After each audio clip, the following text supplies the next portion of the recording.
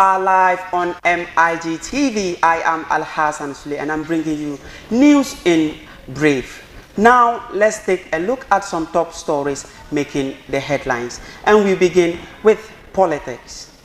Upon Nkrumah questions progress of 24-hour economy.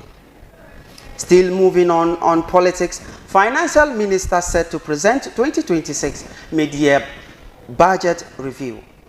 Again, Dennis Miracles Abuaje released after meeting Iyoko bail conditions.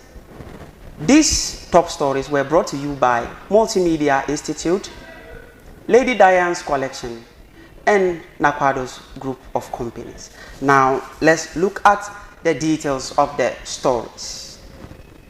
Ranking member on Parliament's Economy and Development Committee, Kojo Opon Nkrumah, has questioned the implementation of the government's 24-hour economy program. He says, despite Parliament approving about 650 million in public spending over nearly 2 years, there is little evidence the flagship policies have produced. The promised result, Mr. Opon Nkrumah made the remarks on the floor of Parliament during debate on the Economy and Development Committee's report. Please, let's take a look at the video. 1D1F, and we are waiting for 24-hour economy. The youth are out there without jobs. And so, Mr. Speaker, I conclude by saying, while we support the report to be approved by this House, our recommendation is to go back to the 1D1F. And if there are specifics that you want to correct in it, correct it, because that policy at least was helping to ensure that these factories were being created. Within that policy architecture, Mr. Speaker, you will recall, incentives were given to automobile companies. 1D1F. That was Kojo Opon and still on the floor of Parliament. Finance Minister Dr. Kensel Ato-Forson is scheduled to present the 2026 mid-year budget review to Parliament on Thursday, July 23rd. The announcement was made by Deputy Majority Leader Kweku Rekes Hagan on the floor of Parliament. The review is expected to assess the country's economic performance in the first half of the year and outline possible measures for the remaining months. Still in politics, former aide to the 2024 MPP presidential candidate Dennis Miracles Abuaje has been released from the custody of the Economic and Organized Crime Office after meeting his 50 million bail conditions.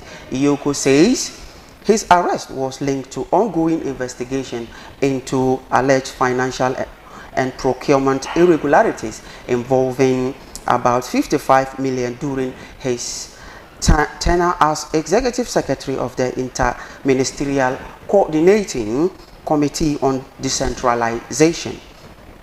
The anti-graft agency says investigations into the matter are still ongoing. Please, let's look at the video.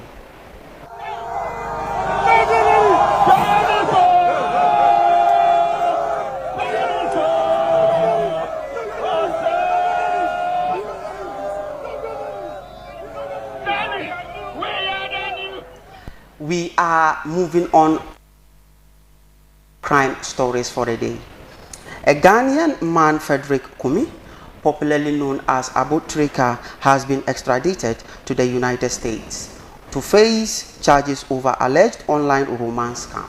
U.S. prosecutor accused him and alleged compliance of using fake identities and artificial intelligence-powered technology to target more than 80 elderly victims and defraud them over $8 million. Still moving on to business news. The Chamber of Petroleum Consumers is projecting a marginal increase in petroleum prices at the pumps when the second pricing window begins. On July 16th, the group attributes the expected rise to higher international price of refined petroleum products and a slight depreciation of the CD against the US dollar. And moving on onto our last story. The Ghana Gold Board has committed 8.4 million towards the rehabilitation of 3 water treatment system affected by illegal miners. The project being carried out in partnership with Ghana Water Limited will focus on the Bonsu, Dabuase and Setre Hemang treatment plants. The intervention is expected to restore affected facilities, to improve water supply and support efforts to protect Ghana's water resources. My name again, Alhassan Sulley. This is where we end the news. What we have termed